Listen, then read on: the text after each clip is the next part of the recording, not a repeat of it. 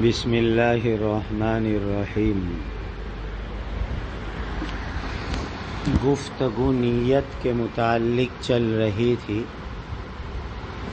خلاصے میں اتنی بات سمجھ لو کہ اعمال کی دو قسم ہیں، اعمال مقصودہ، عبادات مقصودہ اور عبادات غیر مقصودہ۔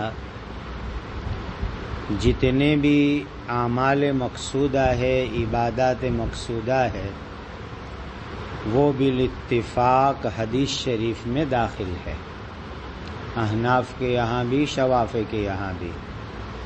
رہے اعمال غیر مقصودہ تو اس سلسلے میں احناف اس حدیث میں داخل نہیں مانتے، اور حضرت امام شافعی رحمۃ اللہ علیہ اس کو حدیث شریف کے اندر داخل مانتے ہیں۔ اب دیکھیے، سمعت رسول اللہ صلی اللہ علیہ وسلم یقول، یہ جو بات ہے کہ حضرت عمر رضی اللہ تعالی عنہ کو منبر پر فرماتے ہوئے سنا، اور آپ جانتے ہیں کہ منبر کے اوپر خطبہ دیا جاتا ہے، اسی لیے بعض حضرات نے ایک لطیف توجیہ اس کی یہ کی ہے کہ امام بخاری رحمۃ اللہ علیہ نے منبر پر کی حدیث کو، جو خطبہ ہوتی ہے، اسی کو خطبۃ الکتاب بنایا ہے۔ یہ بھی بعضوں نے ایک لطیفہ اور نکتہ لکھا ہے، اس لیے کہ منبر پر خطبہ ہوتا ہے اور راوی نے منبر کے اوپر جو حدیث سنی ہے، اسی حدیث کو امام بخاری نے خطبۃ الکتاب بنایا ہے۔ فرمایا کہ انما الاعمال بالنیات، نبی کریم صلی اللہ علیہ وسلم نے فرمایا اعمال کا موازنہ نیتوں کے ساتھ کیا ہوا ہے۔ دوسرا دھیان سے دیکھو، اعمال کا ثمرہ نیت پر مرتب ہوتا ہے، اعمال کا ثمرہ نیت پر مرتب ہوتا ہے۔ اگر اعمال کی نیت اچھی رہے گی تو ثمرات اچھے مرتب ہوں گے، اور اگر نیت میں گڑبڑی ہو گئی تو ثمرات اچھے مرتب نہیں ہوں گے۔ یوں بھی کی ترجمہ کرتے ہیں، انما الاعمال بالنیات، اعمال کو نیتوں سے ملا کر دیکھا جائے گا، اعمال کو نیتوں سے ملا کر دیکھا جائے گا، یعنی قیامت کے میدان کے اندر عمل اور نیت دونوں کو آپس میں ملا کر دیکھا جائے گا۔ اگر عمل کے اندر حسن نیت ہے تو اللہ کے یہاں وہ اجر کے باعث بنیں گے، اور اگر سوء نیت ہے تو وبال کا باعث بنیں گے۔ یہ بھی ایک ترجمہ کرتے ہیں۔ حدیث شریف کے اندر وہ اعمال مراد لیے جائیں گے جو اعمال خیر کہے جاتے ہیں، اعمال شرعیہ کہے جاتے ہیں، اچھے اعمال کہے جاتے ہیں، یہ حدیث شریف میں متعلق مانے جائیں گے۔ جو چیز شریعت کے اندر مباح ہے، جو چیز شریعت میں خیر اور بھلائی ہے، وہ اعمال حدیث شریف سے متعلق مانے جائیں گے کہ اس میں اگر آپ کی نیت اچھی رہے گی تو اللہ کے یہاں اچھا ثمرہ ملے گا، اچھا ثواب ملے گا، نیکی ملے گی۔ لیکن جو اعمال فی نفسی ہی برے ہیں، اس کا حدیث شریف سے تعلق نہیں ہے۔ برے اعمال حدیث شریف کے اندر نیت کے ساتھ جوڑے نہیں گئے ہیں۔ کیا مطلب؟ اگر کوئی آدمی کوئی گناہ کا کام کرے، برائی کا کام کرے، اچھی نیت سے کرے، تو اس کی وجہ سے وہ برا اور گناہ کا کام صحیح اور جائز نہیں ہو جایا کرتا۔ مثال کے طور پر ایک آدمی نے دیکھا کہ بھائی اس مسجد کے امام صاحب کو، مؤذن صاحب کو لاک ڈاؤن کی وجہ سے مدتوں سے تنخواہ نہیں ملی ہے۔ چونکہ مسجد کی آمدنی بند ہو گئی، جمعہ کا ڈبہ بند ہو گیا، تو بیچاروں کو تنخواہ کئی مدت سے نہیں ملی ہے۔ امام صاحب، مؤذن صاحب پریشان ہیں۔ تو ایک آدمی نے کہا کہ چلو میں ان کی فکر کروں، لہٰذا وہ گیا چوری کرنے کے لیے کہ چوری کر کے پیسے لاتا ہوں اور لا کر کے امام صاحب اور مؤذن صاحب کی خدمت اقدس میں پیش کر دیتا ہوں تاکہ بیچاروں کی تکلیف دور ہو جائے۔ تو چوری فی نفسی ہی حرام اور برا کام ہے۔ اب وہ اچھی نیت سے کر رہا ہے تو اس کی وجہ سے وہ کام صحیح اور درست ہو جاتا نہیں ہے۔ لہذا جو اعمال شرعاً برے ہیں، حرام اور ناجائز ہے، وہ نیتوں کی وجہ سے درست اور اچھے ہو جائیں گے نہیں۔ لیکن ایک پہلو اور اس میں ذہن میں رکھنا۔ کیا پہلو؟ کہ جو عمل شریعت کے اندر برا ہے، حرام ہے، ناجائز ہے، اس میں اگر متعدد نیتیں شامل ہوتی ہے تو گناہ بھی متعدد ہو جاتے ہیں، وبال بھی متعدد ہو جاتا ہے۔ جیسے کل بتلایا گیا تھا کہ اچھے عمل میں متعدد نیت سے اجر متعدد ہو جاتا ہے، ثواب متعدد ہو جاتا ہے۔ اسی طریقے سے گناہ کے کام میں، برائی کے کام میں، ناجائز اور حرام کام میں اگر گناہ کی نیتیں متعدد ہوگی تو اس کی وجہ سے گناہ اور برائی بھی متعدد ہو جائے گی۔ اب اس کی مثال لو، اس مسئلے کی مثال کے طور پر ایک آدمی چوری کرنے، زنا کرنے کے لیے نکلا۔ اب زنا کرنے کے لیے نکلا تو زنا فی ذاتی ہی حرام ہے، ناجائز کام ہے، گناہ کا کام ہے، لیکن زنا کے اندر اس نے ایک نیت تو زنا، اسی ارادے سے چلا۔ دوسری نیت کیا کی؟ جس عورت سے میں زنا کروں گا اس کی آبرو ریزی بھی میں کروں گا۔ بہت سے لوگ دنیا میں زنا کرتے ہیں آبرو ریزی کرنے کی نیت سے، کہ اس کی عزت لوٹنے کے ارادے سے کرتے ہیں، ورنہ یہ ہے کہ زنا کرنا ہی تھا تو کسی بازارو عورت کے پاس چلا جاتا، لیکن کوئی اچھی عورت کی عزت لوٹنے کے لیے وہ زنا کرتا ہے۔ دو نیت ہو گئی، ایک نفس زنا کی اور دوسرا آبرو ریزی کی۔ تیسری نیت یہ کرتا ہے کہ میں اس عورت سے زنا کر کے واٹس ایپ پر جو ہے اس کو وائرل کر دوں گا، جیسے کہ آج کل یہ بھی ایک گناہ فیشن بن گیا ہے کہ تنہائی میں زنا کریں گے اور اس کا ویڈیو بنا کے وائرل کریں گے۔ تو اس کی نیت یہ ہوگی کہ اس عورت سے آئندہ پھر کوئی نکاح نہ کرے۔ جب سب لوگوں میں اس کی شہرت ہو جائے گی، چرچا ہو جائے گا، تو کوئی اس عورت سے نکاح کرے گا نہیں، کوئی اس کو اپنائے گا نہیں۔ یہ تیسری بری نیت ہو گئی۔ چوتھی نیت یہ ہوئی اس کی کہ زنا کے ذریعے سے حرامی بچے پیدا ہوئے اور وہ فساد مچاوے، گناہ کے کام کرے، برائی کے کام کرے۔ دیکھ لیا، تو اس آدمی نے ایک برائی کا کام کیا، زنا کا، لیکن اس میں متعدد نیتیں کی اس نے۔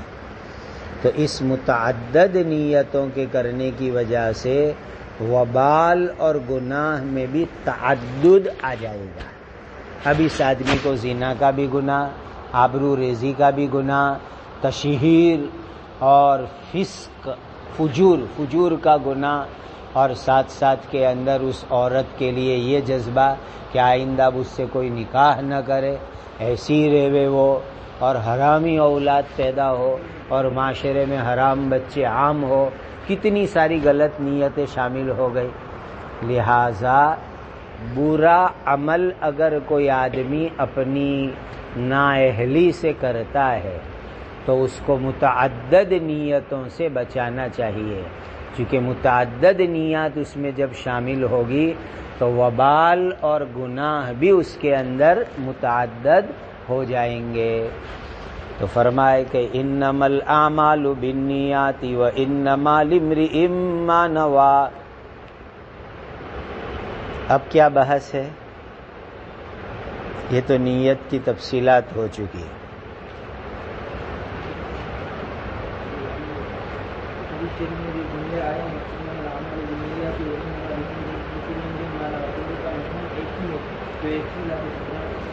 یہاں لکل نہیں ہے اس سند کی روایت میں، وَإِنَّمَا لِامْرِئٍ مَّا نَوَىٰ۔ اب یہ دو جملے ہیں اور دونوں جملوں کا حاصل بظاہر ایک ہی ہے، انما الاعمال بالنیات وانما لامرئ ما نویٰ، کہ انسان کے لیے وہی ہے جو وہ نیت کرتا ہے۔ اب یہ دو جملوں کا مقصود کیا؟ نمبر ایک، بعض شراح کرام نے اس کو تاکید پر محمول کیا ہے کہ جملے اول کے اندر جو مضمون ہے اسی کی تاکید ہو رہی ہے جملے ثانیہ کے اندر، چونکہ یہ مضمون اتنا اہم تھا کہ اس کو دو دو جملوں کے ذریعے تاکید کے ساتھ بیان کرنے کی ضرورت پڑی۔ گویا یوں کہا جا رہا ہے کہ بھائی اعمال کو نیتوں سے موازنہ کر کے دیکھا جائے گا، لہذا تم لوگ اپنی نیتوں کو ٹھیک ٹھاک رکھو، جیسی نیت کرو گے ایسا پھل اللہ کے یہاں پاؤ گے۔ تو اس مضمون کی اہمیت کے پیش نظر جملے کو تاکید کے ساتھ مکرر بیان کیا گیا۔ دوسری توجیہ، بہت سے شراح کرام نے تاسیس مانی ہے۔ تاسیس کا کیا مطلب؟ پہلا جملہ کا مضمون الگ ہے اور دوسرے جملے کا مضمون نیا اور الگ ہے، اس کو کیا کہا جاتا ہے؟ تاسیس۔ تو بہت سے شراح کرام نے اس کو تاسیس کے اوپر مانا ہے۔ اگر تاسیس مانے تو پھر دونوں جملوں کے اندر فرق کیا مطلب دونوں جملوں کا؟ پہلے جملے کا مطلب تو واضح ہو گیا، انما الاعمال بالنیات، اعمال کا موازنہ نیتوں سے کیا ہوا ہے، اعمال کو نیتوں کے ساتھ ملا کر کے دیکھا جائے گا، اعمال کا ثمرہ نیتوں کے اوپر مرتب ہوگا۔ اب دوسرے جملے کا مطلب سمجھو، وَإِنَّمَا لِامْرِئٍ مَّا نَوَىٰ۔ بعض شراح نے ایک مطلب یہ فرمایا کہ دوسرا جملہ یہ بتلا رہا ہے کہ جتنی جتنی نیتیں تم کرو گے اتنا اتنا تم کو اجر ملے گا۔ مانوا، جتنی جتنی نیتیں کرتے جاؤ گے اتنے اتنے اجر اور ثواب تم کو اللہ کی طرف سے ملیں گے۔ گویا دوسرے جملے کا مقصد ہے تعدد نیت کے اوپر تعدد اجر کو بتلانا، یہ ہے تاسیس۔ تعدد نیت پر تعدد اجر کو بتلانا۔ نمبر 2، بعض حضرات یوں فرماتے ہیں کہ دوسرے جملے کا مطلب کیا ہے؟ نیتوں کے اندر نیابت جاری نہیں ہوتی۔ شریعت کے اندر دو طرح کے اعمال ہے، بعض اعمال کے اندر نیابت ہوتی ہے، بہت سے اعمال میں نیابت ہوتی نہیں ہے۔ تو نیت ایک ایسا عمل ہے کہ اس میں کسی طرح کی نیابت کی گنجائش نہیں ہے۔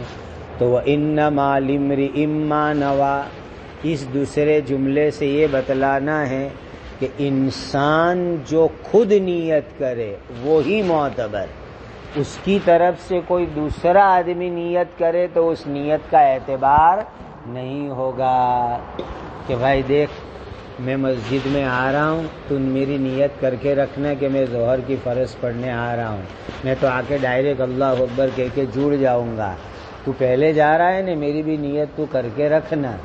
تو نیت کے اندر نیابت نہیں ہے، یہ بتلانا ہے۔ تو پھر اس پر اشکال پیدا ہوتا ہے کہ بھائی نابالغ بچے کی طرف سے حج کے اندر والدین نیت کرے تو وہ نیت کو فقہا نے معتبر مانا ہے، تو وہاں یہ کہا جائے گا کہ وہ ایک امر خارجی کی وجہ سے، اور وہ امر خارجی کیا ہے کہ نابالغ کے اندر عدم تمیز کی وجہ سے نیت کا اہل نہ ہونا، اس بنیاد کے اوپر نابالغ بچے کی طرف سے والدین اگر نیت کر لیں گے تو اس کا اعتبار ہوتا ہے۔ تو وہ ایک امر خارجی ہے حج کا مسئلہ، چونکہ وہ نابالغ بچہ ہے، اہل نہیں ہے، اسی لیے اس کے والدین اس کی طرف سے نیت کر لیں گے تو امر خارجی کی وجہ سے وہ معتبر ہے، ورنہ شریعت کے اندر فی ذاتی ہی کوئی آدمی کسی کی طرف سے نیت کرے تو نیت کا اعتبار کیا جائے گا نہیں۔ تیسرا مقصد سمجھو، ایک آدمی نیت کر لے وے، دوسرے جملے کا مقصد ایک آدمی کسی نیک عمل کی نیت کر لے وے اور عذر شرعی کی وجہ سے وہ عمل نہ کر سکے تو بھی اللہ تعالیٰ اس کو اجر ثواب دے دیں گے۔ کوئی آدمی نیت کر لے وے اور عذر شرعی کی وجہ سے وہ عمل نہ کر سکے تو بھی اللہ تعالیٰ اس کو اجر اور ثواب عطا کر دیں گے۔ کتنی بڑی بات ہے، دیکھ لو۔ اسی لیے ہمیشہ اچھی نیتیں اور اچھے عزائم کر لیا کرو۔ اگر کوئی عذر اور رکاوٹ آ گئی اور عمل نہ کر سکے تو بھی اللہ کے یہاں اجر تو مل ہی جائے گا۔ اسی کو کہا جاتا ہے نیت المؤمن خیر من عملہ، کہ اس کی نیت عمل سے بھی بہتر ہے، کہ بھئی اچھی نیت کر لی، کوئی عذر آیا اور عمل نہیں کر سکا تو اللہ اس کو ایسے ہی اجر اور ثواب عطا کر دیں گے۔ اب اس کی ایک مثال دیکھو، آپ نے حدیث پڑھی ہے، مسئلہ بھی پڑھا ہے کہ ایک آدمی تندرستی کے زمانے کے اندر اور اقامت کے زمانے میں جو نیک اعمال کا اہتمام کرتا ہے اور سفر اور بیماری کی وجہ سے وہ نیک اعمال نہ کر سکے، اب اس کے دل میں جذبہ اور ارادہ تو ہے، کاش کہ میں تندرست ہوتا تو یہ سارے اعمال کرتا، کاش کہ میں وطن میں ہوتا تو یہ سارے اعمال کرتا، سفر کی وجہ سے یہ نوافل یہ سنن میں انجام نہیں دے پا رہا ہوں، بیماری کی وجہ سے میرا جو تلاوت کا معمول ہے وہ پورا نہیں کر پا رہا ہوں، تو اللہ تعالیٰ اس کو ایسے ہی اجر دے دیں گے، ایسے ہی اس کو ثواب دے دیں گے۔ دیکھ لیا شریعت مطہرہ کے اندر کہ عذر آیا بیماری کا، عذر آیا سفر کا، جس کی وجہ سے وہ اعمال صالحہ انجام نہیں دے سکا تو بھی اللہ تعالیٰ کے یہاں اس کو اجر اور ثواب ملے گا۔ اس پر حضرات مفسرین نے ایک عجیب واقعہ نقل کیا ہے کہ آدمی نیت کرے اور عذر سے عمل نہ کرے تو ثواب کا بنو اسرائیل کے ایک نبی کے اوپر اللہ کی طرف سے وحی آئی کہ آپ اپنی امت کے اندر فلاں آدمی کو بشارت دے دو کہ اللہ نے تمہارا صدقہ قبول کر لیا۔ اب نبی نے اس آدمی کو بلایا اور جو ہے کہا کہ بھائی تم نے کیسا صدقہ کیا کہ میرے اوپر باقاعدہ وحی آئی ہے کہ تمہارا صدقہ قبول ہو گیا ہے۔ تو وہ غریب آدمی تھا، وہ کہنے لگا اے اللہ کے نبی، میں غریب فقیر آدمی، میں کیا صدقہ خیرات کروں، آپ کیوں میرے ساتھ مذاق کرتے ہیں؟ میں نے کوئی صدقہ نہیں کیا، کوئی خیرات نہیں کی۔ نبی نے کہا کہ دیکھو معاملہ وحی کا ہے، ضرور تو نے کوئی صدقہ خیرات کیا ہوگا، تو یاد کر، اللہ کے یہاں سے باقاعدہ وحی آئی کہ تیرا صدقہ مقبول ہے۔ وہ غریب آدمی سوچنے لگا اور پھر اس نے نبی کو کہا کہ آج یہ ہوا تھا کہ ایک جگہ بھوسی کا ڈھیر تھا، یعنی گلے کے اوپر سے جو چھلکا نکلتا ہے نا، جیسے کہ چاول کے اوپر سے جو چھلکا نکلتا ہے کسکی بھوسی، تو کہا اس طریقے سے گلے کے اوپر جو چھلکا ہوتا ہے اس کا ڈھیر تھا۔ کہا میں ڈھیر کے اوپر کھڑا ہوا تھا اور میرے دل میں ایک ارادہ آیا، نیت آئی، اے اللہ میں غریب آدمی ہوں، کاش کہ میں کچھ مالدار ہوتا اور یہ جو چھلکے ہیں اور چھلکوں کا ڈھیر ہے وہ اگر واقعی غلہ ہوتا تو میں حقیقت میں تیرے راستے میں صدقہ کر دیتا. بس اس کے دل میں ایک نیت آئی، لیکن ایک غریبی اس کا عذر ہے کہ میں غریب ہوں، میرے پاس اتنا غلہ نہیں ہے. تو اسی بنیاد کے اوپر اللہ تعالیٰ نے اس کو صدقے کا ثواب عطا فرما دیا، اور باقاعدہ نبی کے اوپر وحی نازل ہوئی کہ تیرا صدقہ اللہ کے یہاں قبول ہو گیا. اسی لیے دیکھو بھائی، یہ بہت بڑی بات ہے. اونچے اونچے کام کی نیتیں کرو، ارادے کرو، عزائم کرو. اگر کر سکے تو ماشاءاللہ، نہ کر سکے تو ثواب تو مل ہی جائے گا اللہ تعالیٰ کے یہاں. اسی لیے نیت اور ارادے اور عزائم بہت بڑے بڑے ہونے چاہیے. ہم نے اپنے پڑھنے کے زمانے میں اپنے بعض اساتذہ کرام کو دیکھا، وہ بیچارے مدرسے کی معمولی تنخواہ پر گزارا کرتے تھے. اس وقت ہمارے یہاں ڈابل مدرسے میں پنکھے نہیں تھے، دارالاقامہ میں جب تک ہم دورہ پورا کیا پنکھے نہیں تھے طلباء کے واسطے. تو وہ ہمارے ایک استاد تھے، وہ اس وقت ساؤتھ افریقہ میں ہیں. وہ ہمیشہ ہم کو کہا کرتے تھے کہ اللہ مجھے اتنے پیسے دے وے نے تو میں تمام طلباء کے لیے دارالاقامہ میں پنکھے لگوا دوں، لیکن میرے پاس پیسے نہیں ہے، اتنی گنجائش نہیں ہے. تو یہ ایک نیت، ایک ارادہ. تو چاہے عمل نہیں کر سکے اس وقت، لیکن ثواب تو مل جاتا ہے، اجر مل جاتا ہے آدمی کو. اسی لیے ہمیشہ نیتیں بڑی بڑی رکھنے کی کہ اللہ مجھے پیسے دے تو اپنے تمام ساتھیوں کی دعوت کرا دوں، میں تمام ساتھیوں کو جو ہے یہ ہدیہ دے دوں، وہ ہدیہ دے دوں. یعنی واقعی نیت کا معاملہ اللہ کے ساتھ ہے، خالی خالی بناوٹ وہاں چلتی نہیں ہے. اللہ کے ساتھ نیت کا معاملہ ہے. تو صحیح دل سے آدمی نیت کرے تو اس پر اللہ تعالیٰ ثواب دے دیتے. تو تیسرا مقصد کیا ہوا؟ اس بات کو بتلانا ہے کہ انسان اگر نیت کر لے اور اس کے بعد کوئی عذر شرعی آ جائے سامنے، اور واقعی کوئی عذر آ جائے اور وہ عمل نہ کر سکے، تو ابھی اللہ تعالیٰ اس کو اجر اور ثواب عطا فرما دیں گے. یہ سب جو ہے دوسرے جملے کے مقصد بتلائے گئے ہیں. اور آگے کیا بحث ہے اس کے بعد؟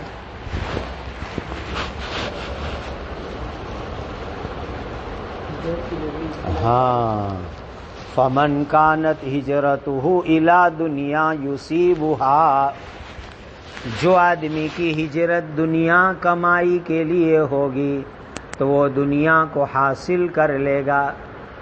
جس شخص کی نیت دنیا کمائی کی ہوگی، دنیا کمائی کے لیے ہوگی تو وہ دنیا کو حاصل کر لے گا. ہجرت کس کو کہتے ہیں وہ سمجھو. لغت میں اس کا معنی آتا ہے ترک وطن. ترک لغوی معنی تو مطلق ترک کے آتے ہیں. یہ وصل کی ضد ہے. کس کی ضد ہے؟ وصل. تو ہجرت کا معنی آتا ہے ترک، اور یہ ضد ہے کس کی؟ وصل کی ضد ہے. پھر بعد میں چل کر کے یہ لفظ عرف میں ہو گیا ترک وطن کے اوپر. ترک وطن پر یہ لفظ استعمال کیا جانے لگا. اصطلاح کے اندر ہجرت کہا جاتا ہے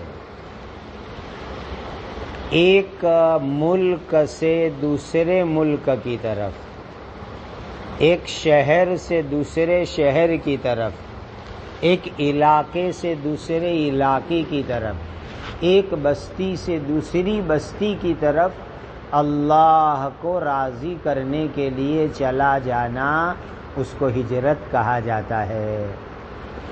یہ اس کی اصطلاحی تعریف ہو گئی. اب اس کے بعد اس کی بڑی بڑی دو قسمیں دیکھو. ہجرت کی دو بڑی بڑی قسمیں ہیں. نمبر ایک ہجرت عرفی اور نمبر دو ہجرت حقیقی. ہجرت عرفی کس کو کہیں گے؟ ایک آدمی اللہ تعالیٰ کو راضی کرنے کے لیے اپنے وطن کو چھوڑ کر کے دوسری جگہ پر چلا جاوے، یہ ہے ہجرت عرفی. اللہ تعالیٰ کو راضی کرنے کے لیے اپنے وطن کو چھوڑ کر کے دوسری جگہ پر چلا جاوے، یہ ہجرت عرفی ہوئی۔ نمبر 2، ہجرت حقیقی، دھیان سے سمجھو۔ اللہ تعالی نے جتنی چیزوں کو منع اور حرام بنایا ہے ان چیزوں کو چھوڑ دینا، یہ ہجرت حقیقی ہے۔ یہ حدیث آپ نے پڑھی ہے، ای الہجرت افضل، سوال کیا گیا کہ ہجرت میں سب سے افضل ہجرت کون سی ہے؟ تو نبی کریم صلی اللہ علیہ وسلم نے ارشاد فرمایا، ان تہجر ما کریہ ربک او کما قال علیہ الصلاۃ والسلام، جو چیز تمہارے رب کو پسند نہ ہو اس چیز کو چھوڑ دینا، یہ ہے بہترین ہجرت۔ حرام کو چھوڑنا، گناہ کو چھوڑنا، ناجائز چیز کو چھوڑنا، یہ ہے افضل ہجرت حدیث پاک کے اندر۔ اسی لیے جو ہے اس کو کہا جائے گا ہجرت حقیقی، یعنی جو چیز اللہ تعالیٰ نے حرام کی ہے، ممنوع کی ہے، مکروہ کی ہے، ان چیزوں کو چھوڑ دینا، یہ ہجرت حقیقی کہلاتی ہے۔ یہ دو بڑی بڑی قسمیں ہو گئے۔ اب اور اقسام سمجھو ہجرت کے۔ نمبر 1، دار الخوف سے دار الامان کی طرف ہجرت کرنا، دار الخوف سے دار الامان کی طرف ہجرت کرنا، اور اس کی 2 مثال نبی کریم صلی اللہ علیہ وسلم کے مبارک زمانے کے اندر پائی گئی۔ مکۃ المکرمہ سے حبشہ کی ہجرت اور مکۃ المکرمہ سے مدینہ منورہ کی ہجرت، یہ 2 مثالیں ہیں اس کی۔ اس لیے کہ مکہ دار الخوف تھا مسلمانوں کے واسطے، ہر طرح کا خوف ان کو لاحق تھا، مکہ کے لوگ ان کے دشمن بنے ہوئے تھے، اسی لیے اولاً ہجرت حبشہ ہوئی، پھر ہجرت مدینہ ہوئی۔ نمبر 2، دار الکفر سے دار الاسلام کی طرف، دار الکفر سے دار الامان کی طرف ہجرت کرنا، دار الکفر سے دار الامان کی طرف ہجرت کرنا، یعنی ایک انسان کفرستان میں رہتا ہے، دار الحرب میں رہتا ہے، اور جو ہے وہاں سے ہجرت کر کے جہاں اس کو امن و امان نصیب ہو ایسی جگہ کے اوپر چلا جائے۔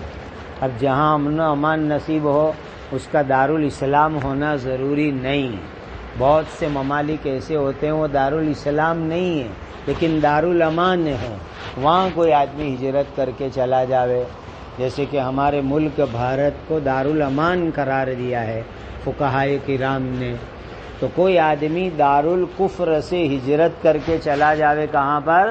دار الامان۔ تیسری قسم سمجھو، دار الکفر سے دار الاسلام کی طرف ہجرت کر کے چلا جانا، دار الکفر سے دار الاسلام کی طرف ہجرت کر کے چلا جانا، یعنی ایک جگہ پر کفر ہی کفر ہے اور جو ہے وہاں سے کوئی آدمی ہجرت کر کے دار الاسلام چلا گیا۔ تیسری ہوئی، چوتھی قسم ہوئی۔ چوتھی قسم سمجھو، جس جگہ پر شریعت کے احکام پر عمل کرنا دشوار ہو یا ناممکن ہو، وہاں سے ہجرت کر کے ایسی جگہ پر چلا جانا جہاں اطمینان سے شریعت پر عمل کر سکے۔ جس جگہ پر آپ شریعت کے احکام پر عمل نہیں کر سکتے، اتنی پابندیاں، اتنی تنگیاں ہیں، علانیہ نماز نہیں پڑھ سکتے، اذان نہیں دے سکتے، اقامت نہیں کہہ سکتے، داڑھی نہیں رکھ سکتے، تو آدمی شریعت پر عمل ہی نہیں کر سکتا، ایسی جگہ کے اوپر ہے، تو وہاں سے ہجرت کر کے چلا جاوے ایسی جگہ کے اوپر جہاں شریعت پر عمل کر سکتا ہو، یہ بھی ایک ہجرت کہی جاتی ہے۔ پانچویں قسم سمجھو، جہاں فسق و فجور اور گناہ کا غلبہ ہو، ایسی جگہ سے ہجرت کر کے نیکیوں والے علاقے میں ہجرت کر جانا۔ ایک ایسی جگہ پر آپ کا مکان ہے، ایسی کالونی میں، ایسی سوسائٹی کے اندر کہ بدماشوں کی کالونی ہے، لباڑ لوگوں کی کالونی ہے، وہاں علانیہ جو ہے فلم چلتی ہے، عورتیں بے پردہ رہتی ہے اور کھلم کھلا گناہ ہوتے ہیں، پورا ماحول گندگی کا ہے۔ اب وہاں پر آپ کے بچوں کی اسلامی تعلیم و تربیت کیسی ہوگی؟ حالانکہ سب مسلمان رہتے ہیں وہاں پر۔ یہ ہیں گناہ اور معصیت کے غلبے کا ماحول۔ وہاں سے آپ ہجرت کر کے چلے گئے ایسی جگہ کے اوپر جہاں نیک صالح لوگ رہتے ہیں، جہاں نیکیوں کا ماحول ہے، جہاں تقویٰ کا ماحول ہے، مسجد قریب ہے، مکتب ہے، مدرسہ ہے، خانقاہ ہے، مرکز ہے، اچھا ماحول ہے، ایسی جگہ پر آپ چلے گئے، یہ بھی جو ہے ایک ہجرت کہلاتی ہے۔ چھٹی قسم، ساتویں قسم، چھٹی قسم، انسان دنیاوی حلال منافع حاصل کرنے کے لیے ہجرت کرے۔ ایک جگہ آدمی رہتا ہے، کاروبار نہیں چلتا، ٹھنڈا ہے بزنس، وہاں پر آمدنی کے ذرائع نہیں، اب کیا کرے؟ بھوکا مرے گا۔ چلو جہاں کاروبار اچھا مل جائے، نوکری اچھی مل جائے، ملازمت مل جائے، ہجرت کر کے چلو۔ ہمارے لوگ جتنے بھی یہاں سے بیرون میں گئے ہیں فارن کنٹریز میں، اکثر نے یہ قسم کی ہجرت کی ہے، جتنے بھی لوگ ہمارے یہاں سے گئے ہیں۔ آج جو انگلینڈ میں ہے، امریکہ میں ہے، افریقہ میں ہے، کینیڈا میں ہے، ملکوں میں جو ہمارے علاقے کے لوگ گئے ہوئے ہیں، ان میں سے اکثر کی بنیادی نیت یہ تھی کہ وہاں جا کر کے ڈالر کماوے، پاؤنڈ کماوے، بزنس کرے، زیادہ روزی روٹی کماوے، اس نیت سے وہ گئے ہیں۔ کچھ اللہ کے بندے ایسے بھی ہے اس میں کہ جو وہاں دین کی نسبت کے اوپر گئے، علم کی نسبت پر گئے، امامت کی، مکتب پڑھانے کی نسبت سے گئے، اس نسبت سے بھی گئے کچھ حضرات، لیکن اکثر کی نیت اس قسم کی رہی ہے۔ یہ بھی ہجرت کی ایک قسم ہے۔ اور ایک ساتویں قسم سمجھو، آخری زمانے کے اندر لوگ اپنے اپنے علاقوں سے ہجرت کر کے ملک شام چلے جائیں گے۔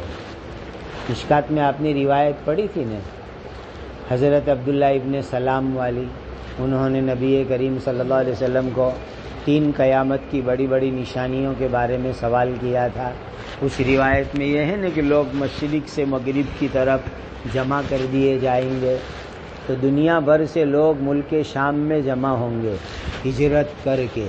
آخری دور کے اندر یہ ہوگا، حضرت مہدی، حضرت عیسیٰ، اس دور کے اندر یہ بھی ایک مستقل ہجرت ہے۔ تو یہ مختلف اقسام ہے ہجرت کے، اس کے اندر احکام مسائل واضح ہیں کہ اگر آپ لوگ کسی ایسے علاقے میں پھنس جاؤ کہ جہاں شریعت کے احکام پر عمل نہیں کر سکتے اور ایسی جگہ پر آپ دین پر باقی نہیں رکھ سکتے، تو وہاں سے ہجرت کر کے نکل جانا فرض ہو جاتا ہے۔ ایسی جگہ پر آدمی چلا جائے کہ جہاں جا کر کے اپنے دین، ایمان، اسلام کو، اعمال کو بچا سکے، ایسی جگہ پر ہجرت کر کے چلے جانا اس کے لیے فرض ہو جاتا ہے۔ اور جہاں نیکی کا ماحول نہ ہو، گناہ کا ماحول ہو، برائی کا غلبہ ہو، ایسی علاقوں سے بھی ہجرت کرنا اس کے لیے ضروری ہو جاتا ہے، تاکہ نیکیوں کے ماحول میں جا کر کے اپنے اور اپنے اولاد کے ایمان اسلام کی حفاظت کر لے وے۔ تو یہ ہو گیا فمن کانت ہجرتہ الی دنیا یصیبھا، جس آدمی کی ہجرت دنیا کی کمائی کے لیے ہوگی تو وہ دنیا کو حاصل کر لے گا۔ تو ماشاءاللہ دنیا کما رہے لوگ فورن جا کر کے، اور جو ہے یہاں 1 ملتا ہے تو وہاں 100 ملتے ہیں، اس لیے کہ پاؤنڈ کا بھاؤ آج کل 100 روپے چل رہا ہے۔ 73 ملتے ہیں، ڈالر 73 کے بھاؤ پر چل رہا ہے، تو یصیبھا حاصل کر رہے ہیں، کما رہے ہیں وہ اس کو جو اس نیت سے گئے وہ۔ اب اس کے بعد لفظ دنیا کو ذرا سا سمجھ لو۔ بہت سے حضرات نے اس کو دنون سے مشتق مانا ہے، فعلا کے وزن کے اوپر دنیا۔ دنون کے معنی آتے ہیں قریب ہونے کے، اور دنا یدنو دنون، دنیا کو دنیا اسی لیے کہتے ہیں نمبر 1 آخرت سے قریب ہونے کی وجہ سے، نمبر 2 ختم ہونے کے قریب ہے۔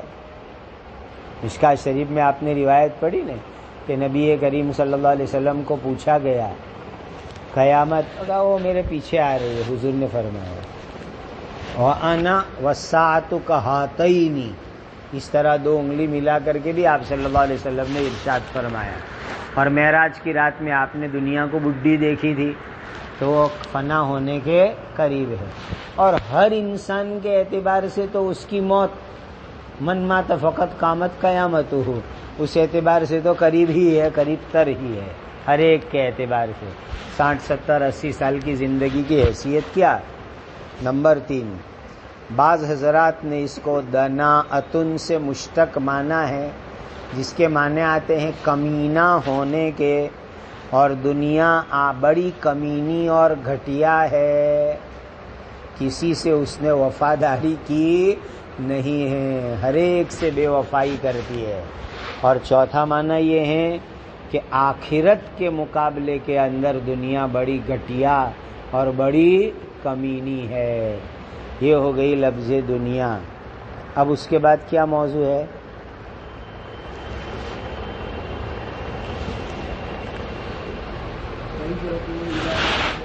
آگے دیکھیے روایت میں فَمَنْ كَانَتْ هِجْرَتُهُ إِلَى دُنْيَا يُصِيبُهَا أَوْ إِلَى امْرَأَةٍ يَنْكِحُهَا، یا اگر کسی عورت سے نکاح کرنے کی نیت سے ہجرت کی تو نکاح کر لے گا۔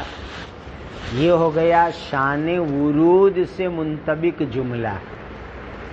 قرآن میں شان نزول ہوتا ہے اور حدیث شریف میں شان ورود ہوا کرتا ہے۔ شان ورود کیا ہے؟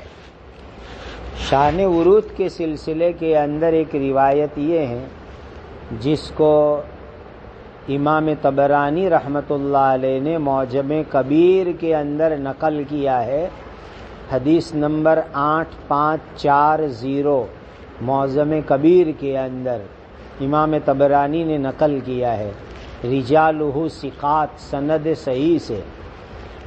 حضرت ابو وائل حضرت عبداللہ ابن مسعود رضی اللہ تعالیٰ عنہما سے روایت ہے کہ ہم صحابہ میں ایک شخص تھے، ان کا ایک عورت سے شادی کرنے کا ارادہ تھا، انہوں نے اس عورت کو شادی کرنے کا پیغام دیا، تو اس عورت کا نام تھا ام قیس۔ تو اس عورت نے شرط لگائی کہ جب تک آپ ہجرت نہیں کریں گے میں نکاح نہیں کروں گی، شادی نہیں کروں گی۔ تو اس مرد نے، اس صحابی نے اس عورت سے نکاح کرنے کے ارادے سے باقاعدہ ہجرت کی۔ مکہ سے مدینہ المنورہ کی ہجرت کیوں کی؟ اس عورت سے نکاح اور شادی کرنے کی غرض سے۔ بس اب لوگوں کے اندر ان کا نام ہی مشہور ہو گیا، مہاجر ام قیس، مہاجر ام قیس، مہاجر ام قیس۔ اس طرح یعنی ام قیس کے خاطر انہوں نے ہجرت کی، ام قیس کے خاطر ہجرت کی انہوں نے۔ دیکھیے ہجرت کتنا اونچا عمل ہے۔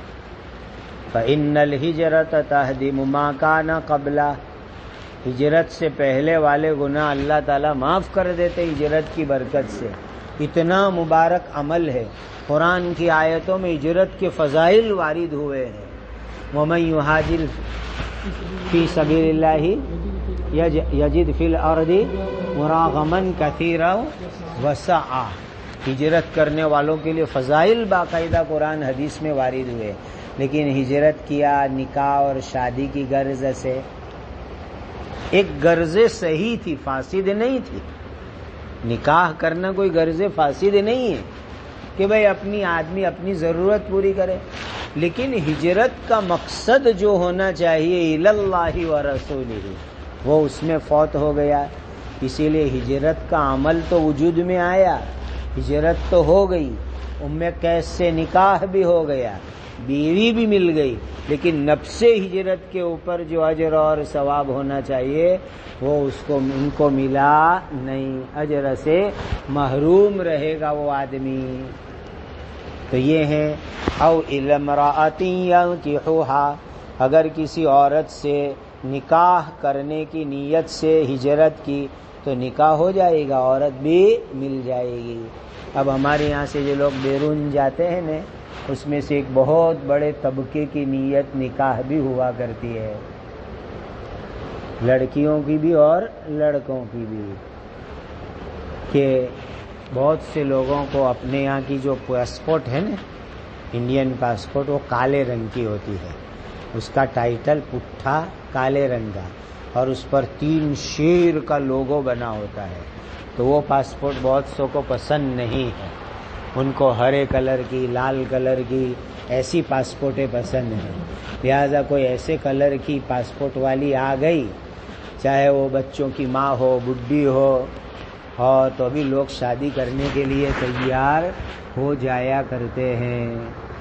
اور جو ہے کوئی الگ کلر کی پاسپورٹ والا آیا، بڈھا آیا اور بچوں کا باپ آیا، تو بھی یہاں سے جیسی چاہے ایسی لڑکی لے کے چلا جاتا ہے. تو ہمارے یہاں سے بیرون جانے والوں کی ایک بہت بڑی تعداد لڑکے اور لڑکیوں کی، مرد عورت کی ایسی ہے، وہ نکاح کی نیت سے جاتے ہیں تو نکاح ہو جاتا ہے، شادی ہو جاتی ہے، لیکن ہجرت کرنے کا اجر اور ثواب ملتا نہیں ہے. میں تقریروں میں کہا کرتا ہوں لوگوں کو کہ ہمارے علاقے میں جو ہے نا بچہ پیدا ہوتا ہے تو اذان کہتے ہیں نا پیدائش کے بعد دائیں کان میں اور بائیں کان میں اقامت کہتے ہیں. تو ہمارے علاقے میں اذان کہنے کے بعد ایک جملہ کہتے ہیں، بیٹا بڑے ہو کر فورن جانا ہے، اور بائیں کان میں اقامت کہنے کے بعد کہتے ہیں رشتہ داروں ہی میں شادی کرنی ہے. یہ 2 بات ہمارے علاقے میں گویا کہ اذان اقامت کے بعد کہی جاتی. اس لیے آپ دیکھنا ہمارے اس علاقے میں یہ 2 چیز میں بڑا التزام ہے، بڑا التزام.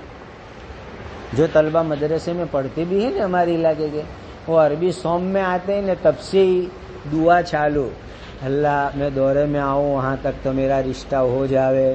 اور فورن میں وہ دیکھتے رہتے ہیں رشتہ دار میں کس کی یہاں اپنے مناسب جوڑا ہے، اس کے نام سے دعا صلاۃ الحاجہ بھی چالو ہو جاتی ہے. تو یہ فرمایا او امرأۃ ینکحها.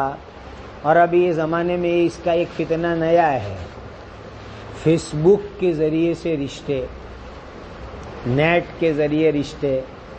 او پنجاب میں لڑکا ہوگا، ہریانہ میں ہوگا، اور بارڈولی میں لڑکی ہوگی، فیس بک اور نیٹ کے ذریعے کانٹیکٹ ہوا، اور اب یہ شادی کر کے بارات جا رہے. بھئی پنجاب سے بارات بارڈولی آئی، ہریانہ سے، وہ فیس بک پر کانٹیکٹ ہو گیا تھا، اسی لیے اب یہ ہجرت کر کے ہریانہ تشریف لے جا رہے ہیں، اور جو ہے وہ ہریانہ کا دلہا یہاں آ رہا ہے.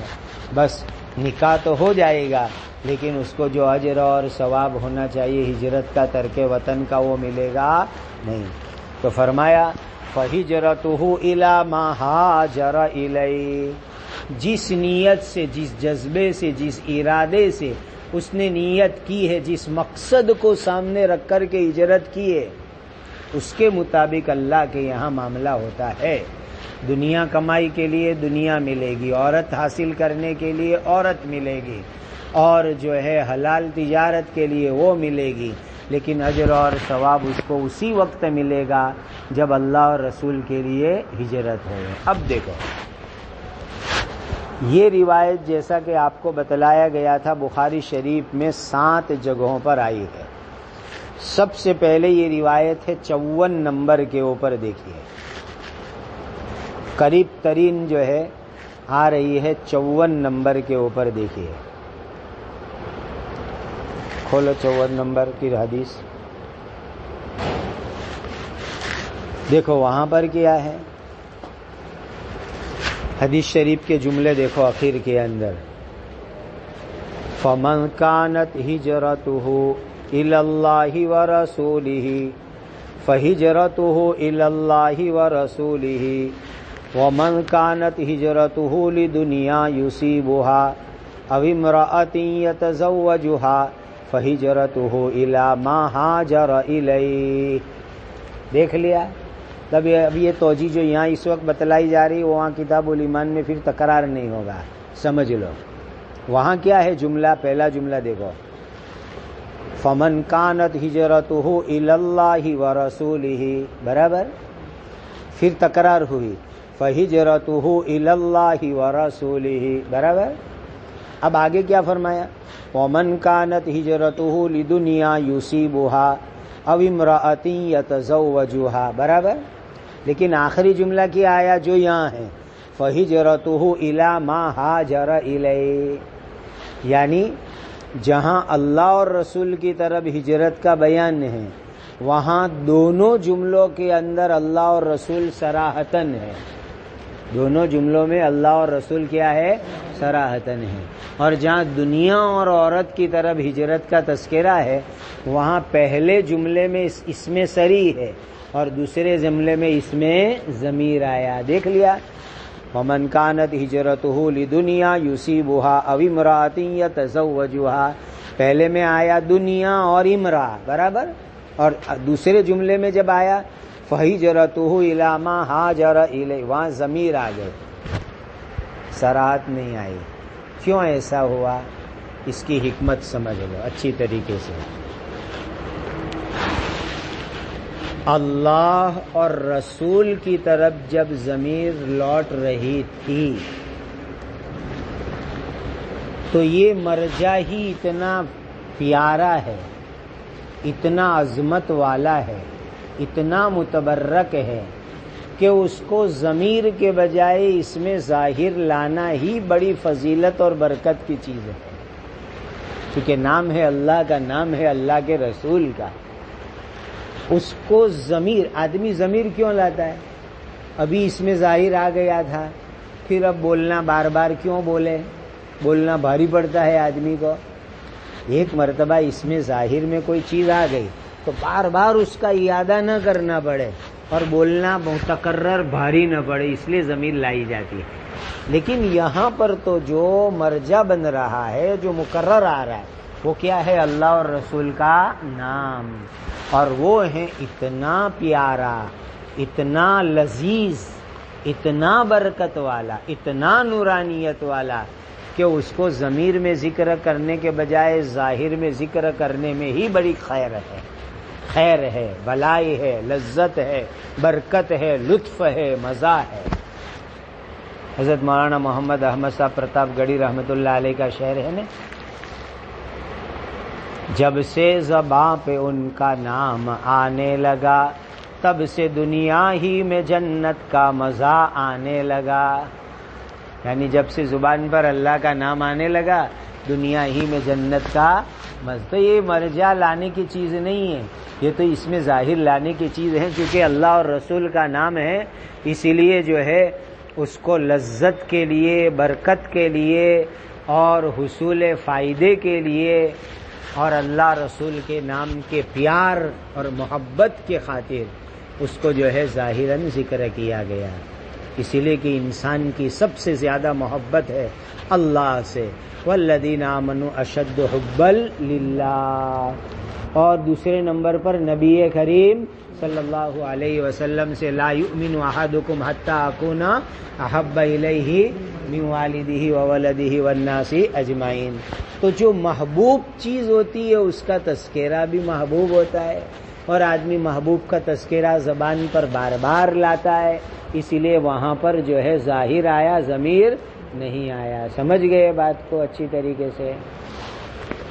جبکہ عورت اور دنیا ایسی چیز ہے کہ وہ بار بار بولنے کی چیز نہیں ہے. دنیا اور عورت ایسی چیز نہیں ہے کہ اس کو بار بار بولا جاوے، اس لیے کہ اذا تکرر علی اللسان تقرر فی القلب، جب انسان زبان سے جس چیز کا بار بار تکرار کرتا ہے وہ دل میں بیٹھ جاتی ہے، اور دنیا اور پرائی عورت کوئی دل میں بٹھانے کی چیز نہیں ہے، اسی لیے جو ہے اس کو ضمیر کے طور پر لایا گیا، ایک مرتبہ ضرورت تھی تذکرہ کر دیا، اور بار بار یہ زبان پہ لانے کی چیز نہیں ہے۔ دیکھو دو چیز یاد رکھنا، انسان جس چیز کو بار بار بولتا ہے، جس چیز کو بار بار سوچتا ہے، اور جس چیز کو بار بار دیکھتا ہے وہ دل میں بیٹھتی ہے، جمتی ہے وہ چیز بار بار بولنے سے بھی، اسی لیے دنیا کی چیزیں عورت بار بار بولنے کی نہیں ہوتی، اسی لیے قرآن میں کسی عورت کا نام صراحتاً نہیں آیا ہے کہ یہ بار بار بولنے کی چیز نہیں ہے۔ آدمی کثرت سے تلاوت کرے تو کثرت سے نام تھوڑا ہی آئے گا۔ حضرت عائشہ کی شان میں 20 آیتیں نازل ہوئی، ایک مرتبہ بھی حضرت عائشہ کا نام نہیں آیا۔ 28 عورتوں کے واقعات قرآن میں، عورت کا نام صراحتاً نہیں آیا۔ حضرت مریم کا نام صراحت آیا ایک عقیدے کے اہم مسئلے کو بیان کرنے کے واسطے کہ وہ بغیر باپ کے ماں سے پیدا ہوئے ہیں، حضرت عیسیٰ علیہ السلام، اس مسئلے کے لیے حضرت مریم کا نام صراحتاً آیا ہے، ورنہ 28 عورتوں کے واقعات قرآن کے اندر ہے، کسی عورت کا نام قرآن کے اندر نہیں آیا سوائے مریم کے۔ تو قرآن کی آدمی کثرت سے تکرار کرے گا، کثرت سے پڑھے گا تو عورتوں کے نام تھوڑے بولتے رہنے کے ہوئے، اسی لیے شریف لوگ مجمع کے اندر اپنی بیویوں کے نام بولتے نہیں، ہماری اہلیہ، ہماری گھر والی، ہماری جو ہے شریک حیات، لائف پارٹنر، اور کوئی لوگ بہت اعزاز دیں گے بیوی کو تو کہیں گے ہمارے ہوم منسٹر یوں کہتے ہیں، اس طریقے سے شریف لوگ صراحتاً نام بولتے نہیں ہیں۔ تو عورت یہ کوئی بار بار بولنے کی چیز نہیں ہے، یہی حال دنیا کا بھی، اسی لیے اس میں ضمیر آئی۔ اب کیا بحث باقی رہی؟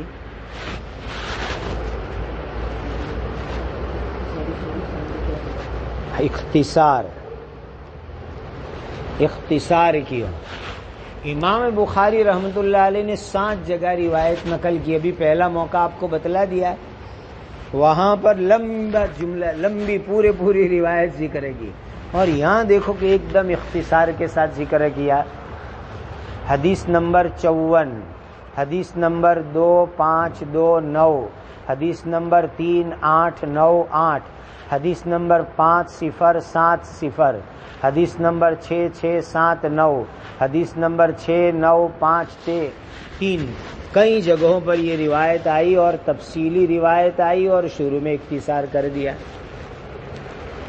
حالانکہ شروع کے اندر تفصیلی روایت آنی چاہیے نا، بعد میں جا کر کے یوں کہے کہ اب رجب قریب ہے، سالانہ قریب ہے، اسی لیے اختصار سے ذکر کرو، میں شروع سال میں کائی کی اتاول ہے، کائی کی جلدی ہے کہ امام بخاری رحمۃ اللہ علیہ نے شروع میں اختصار کر دیا؟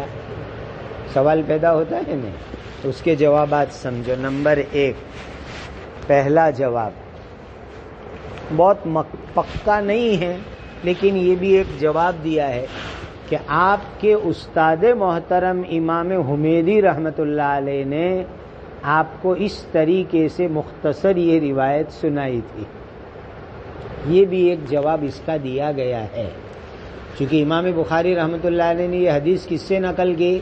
امام حمیدی رحمۃ اللہ علیہ سے۔